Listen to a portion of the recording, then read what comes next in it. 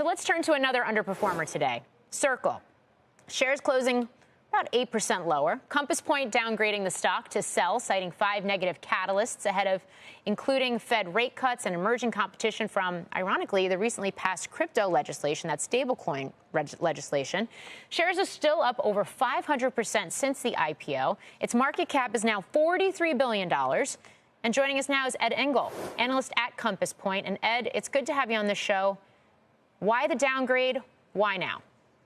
Yeah, absolutely. Thanks for having me on. So, I mean, look, this is one of the most successful IPOs, I think, ever, where you, as you said, up over 700% at a certain point. And I think part of the run up in the valuation was just that this is a brand new blockchain stock. The market didn't have many other opportunities to invest in the blockchain narrative, particularly ones that weren't related to trading volume. So I think part of it was just this kind of hype around this new type of company that had just kind of been starved in terms of the types of companies offered to the market. And so I think with that, it was difficult for investors, especially investors new to the space, to value this company. And at one point, the stock was trading at over 120 times EBITDA. And I think it was pretty clear that investors were less so focused on near-term earnings and more so on the long-term addressable market and also the long-term margins and market share of this business. Meanwhile, you had Secretary Bessent talk about a $3 to $4 trillion addressable market by 2030, and that really got kind of this broad-based hype, particularly retail hype around it. And so one of the core reasons that we downgraded the stock was certainly part of it just on valuation, where the stock trades at over 100 times EBITDA still, even after the recent decline.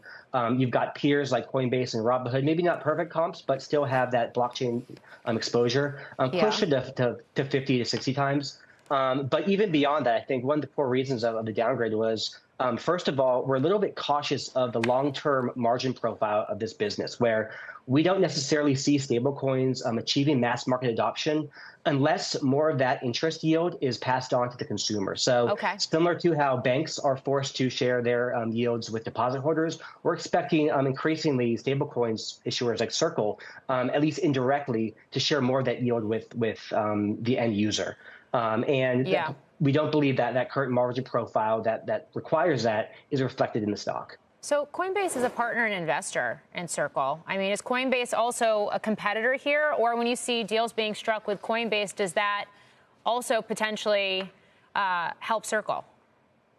Absolutely. I mean, I think it is a symbiotic relationship, but it's also a competitive relationship where any activity directly driven by Coinbase, whether it's on the Coinbase exchange or on Coinbase's platform, a vast majority of those economics do accrue to Coinbase rather than Circle. And so on one hand, yes, they are helping each other. They're increasing liquidity for USDC, but at the same time, they are competing for distribution.